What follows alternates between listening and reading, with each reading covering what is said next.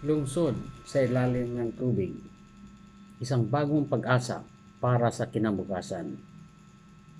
Tuklasin ang kwento ng Aquapolis, ang unang sustainable underwater city, at kung paano ang teknolohiya at pagtutulungan ay nagbigay solusyon sa mga problema sa kapaligiran. Isang inspirasyon para sa lahat. Maligayang pagdating sa Tony Stark Balance, kung saan pinag-uusapan natin ang mga makabagong teknolohiya at mga solusyong pangkapaligiran. Sa araw na ito, ibabahagi namin ang isang kapanapanabik na kwento na magpapakita kung paano ang agham at teknolohiya ay nagagamit upang harapin ang mga hamon ng ating panahon.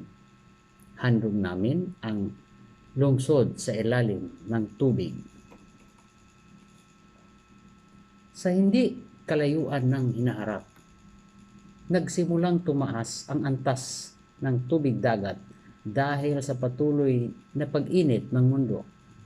Maraming lugar ang lumubog at milyon-milyong tao ang nawalan ng tirahan. Sa gitna ng kaguluhang ito, isang grupo ng mga delikadong siyentipiko at inhinyero ang nagsanib puwersa upang maghanap ng solusyon sa krisis na ito. Sa pangunguna ni Dr. Elena Cortez, isang kilalang marine engineer, nagpasya silang magtayo ng isang lungsod sa ilalim ng tubig. Ang pagbuo ng lungsod.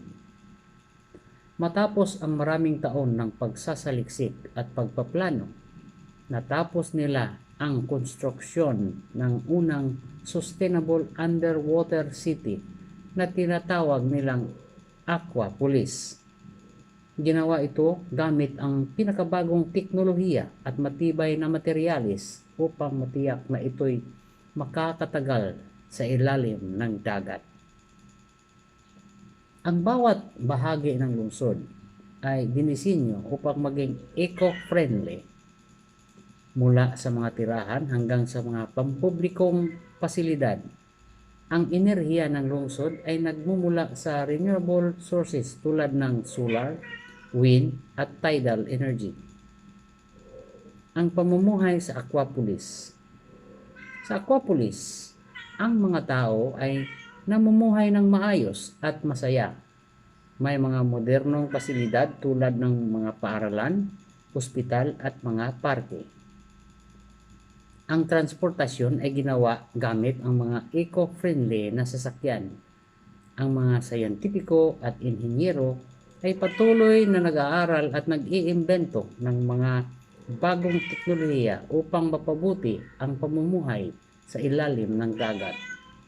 Ang mga bata ay natututo sa mga paaralan na may mga panoramic view ng karagatan, kung saan makikita nila ang iba't ibang marine life na malayang lumalangoy sa labas ng kanilang mga bintana. Ang hamon ng kalikasan. Ngunit hindi laging madali ang buhay sa ilalim ng tubig. Dumating ang panahon ng mga matinding bagyo at malalakas na alon na nagbanta ng katatagan ng lungsod. Subalit dahil sa kahandaan at talino ng mga inhinyero, nalampasan nila ang mga pagsubok na ito. Ang bawat hapon ay naging pagkakataon upang mas mapabuti ang teknolohiya at disenyo ng lungsod. Sa pamamagitan ng pagtutulungan at pagbubuklod ng bawat mamamayan, nanatiling ligtas at maayos ang pamumuhay sa Aquapolis. Isang bagong pag-asa. Sa paglipas ng panahon, naging inspirasyon ang Aquapolis para sa iba pang mga bansa na bumuo ng kanilang sariling mga underwater city. Ang teknolohiya at kaalaman na nakuha mula sa Aquapolis ay ibinahagi sa buong mundo na naging sanhi ng mas maraming sustainable communities. Ang dating suliranin ng pagtaas ng tubig dagat ay naging oportunidad upang magtulungan at magkaisa ang mga tao para sa isang mas magandang kinabukasan. Pangwakas, ang kwento ng Aquapolis ay nagpapakita na sa kabila ng mga hamon, ang teknolohiya at kooperasyon ay maaaring magdala ng solusyon at bagong pag-asa para sa sangkatauhan. Sa pamamagitan ng pagsisikap at pagtutulungan, ang mga imposible ay nagiging posible. Maraming salamat sa inyong pakikinig sa ating kwento sa araw na ito. Hiling ko lang na huwag kalimutang mag-like, mag-subscribe, at i-share ang ating video para may paabot ito sa buong mundo.